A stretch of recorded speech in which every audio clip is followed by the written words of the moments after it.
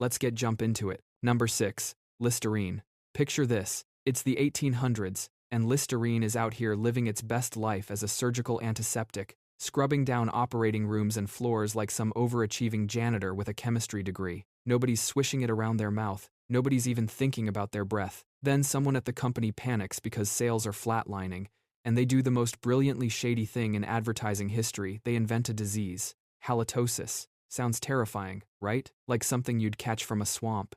In reality, it's just the medical word for, your breath smells like a gym sock, which, plot twist, everyone secretly worries about. Suddenly ads are guilt-tripping single women into thinking bad breath is why nobody wants to marry them. Harsh, but effective. People started chugging mouthwash like it was the cure for loneliness, and Listerine transformed from hospital disinfectant to bathroom cabinet staple almost overnight. Your brain, it turns out, is a sucker for social fear. Tell someone they might be silently repulsive to every human they've ever met, and they'll buy whatever bottle you're holding. So really, Listerine didn't succeed because it freshened breath better than anything else. It succeeded because marketers realized insecurity sells way better than facts.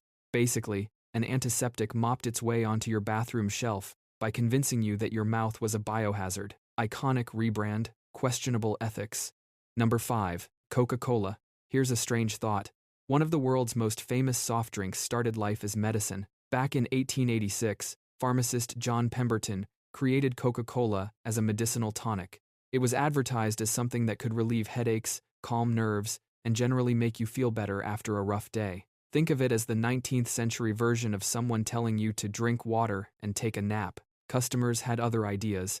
Instead of treating it like medicine, people kept ordering it because it tasted good.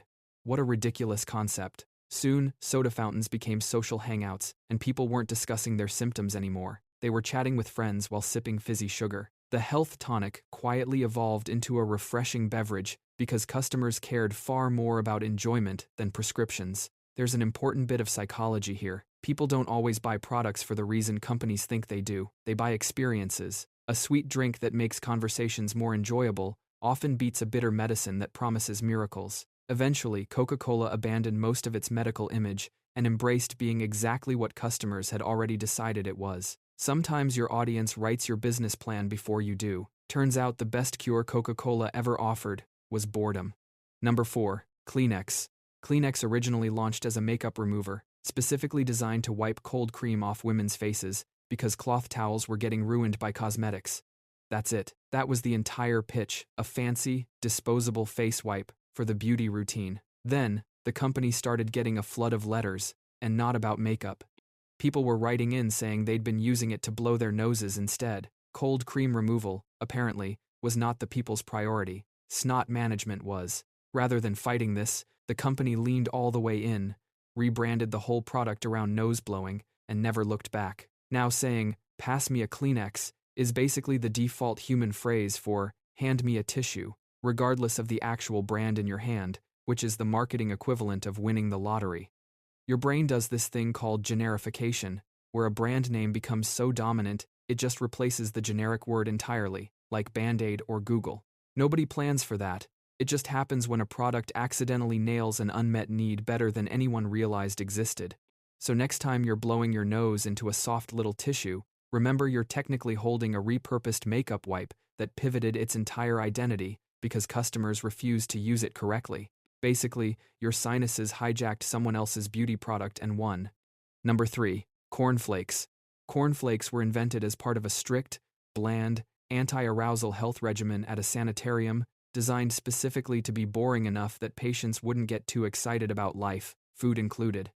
Seriously, the whole point was blandness as a virtue, meant to curb what doctors considered unhealthy urges and keep people calm, plain, and obedient.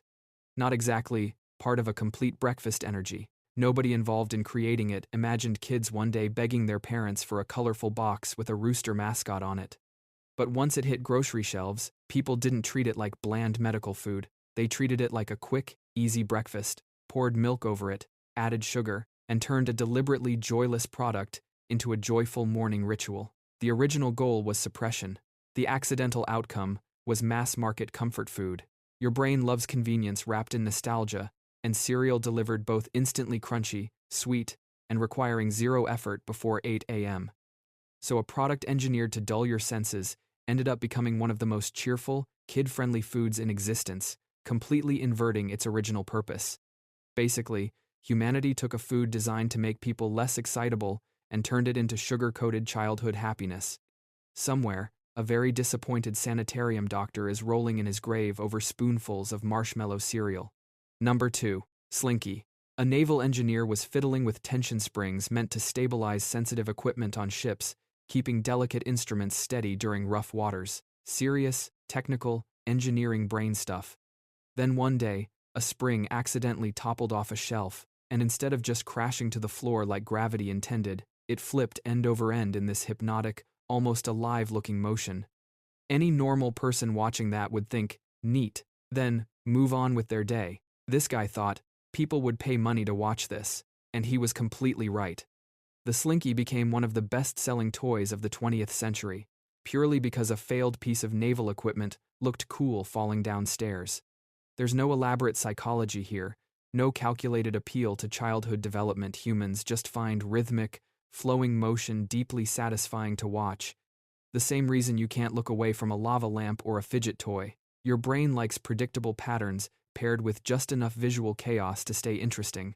Basically, the Slinky succeeded not because of what it was built for, but because it accidentally became mesmerizing garbage that tumbles beautifully.